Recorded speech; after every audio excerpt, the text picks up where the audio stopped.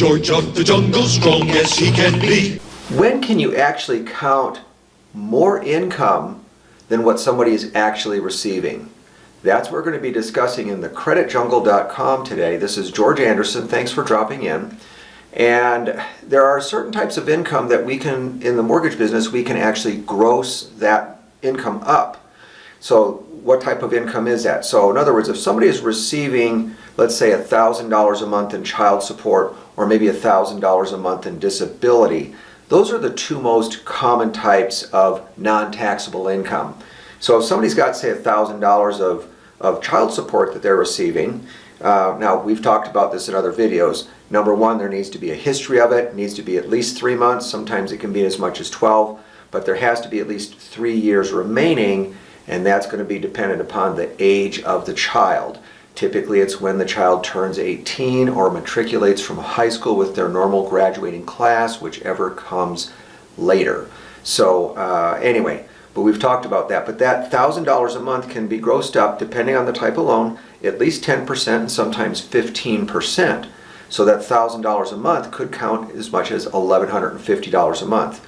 If somebody is on Social Security disability, or if they are on a permanent disability from an insurance claim or something like that, that income can also be grossed up about another 10 to 15%. So that can help a lot. Sometimes that has many situations where that's been the difference maker in making the debt ratios work, or somebody who wants to qualify, maybe they're right at 300 or 350,000 and they want to just kind of go, darn it, we're just not finding anything, can we just get a little bit more? Grossing up that income sometimes can get them another $10,000, $15,000, $25,000 in purchasing power if you can document it correctly. Now there's two other types of non-taxable income that are a little bit less common, but we're going to talk about them. One of them is alimony. So alimony is what one spouse would pay to a former spouse. Same terms are going to apply as child support. It needs to have at least a 90-day history, sometimes longer, and at least to have at least 3 more years remaining. Now, a lot of times alimony is open-ended and it's subject to, the cohabitation or marriage of the spouse. But if there's been that history there and everything like that, you can't really infer or imply that somebody might get married on that. But alimony is changed a little bit. So anybody that was divorced prior to January 1st of 2019, that alimony for the recipient is taxable income. Okay, so that was one of the things in the Tax Cuts and Jobs Act that went into effect in 2018, that alimony became no longer taxable to the recipient, and it was a tax deduction to the person who paid it. So somebody who's been recently divorced, within the last 2 years, a little bit more than 2 years now, the alimony that is going to the former spouse is treated exactly like child support. It is treated as non-taxable income, so it can be grossed up. It's also no longer tax deductible for the person who is paying it.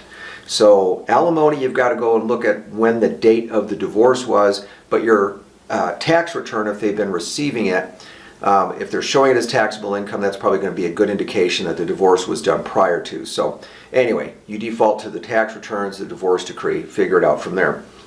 The other one, and I've actually had a couple of discussions with the underwriters, and some underwriters don't agree with my opinion, but that's because they're wrong.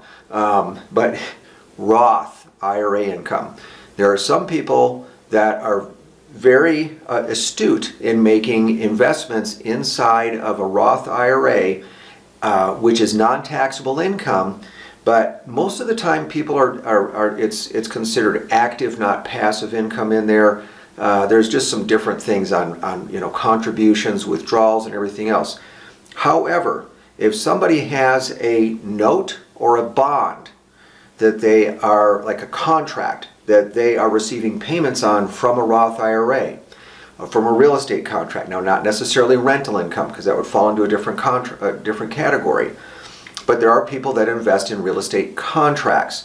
And if they have a 1-year history looking back, and if they have 3 more years going forward, and you can produce a copy of the note, show the canceled checks, and that the duration of the note is going forward, that income coming from a Roth IRA would also be able to be grossed up. So just another thing not so common, but you'd be surprised. There's a lot of people figuring out how to do things in their Roth IRAs to kind of maximize and generate that tax-free income in there. So hopefully that's a tip that might help somebody out there. Anyway, if you want to push button, you can get Mortgage Professional. Sorry for the stutter there. Sometimes it's not worth doing another take. Anyway, I'd love to talk with you about your situation. Have a great day, and thanks for coming into thecreditjungle.com. This is George Anderson. Bye-bye.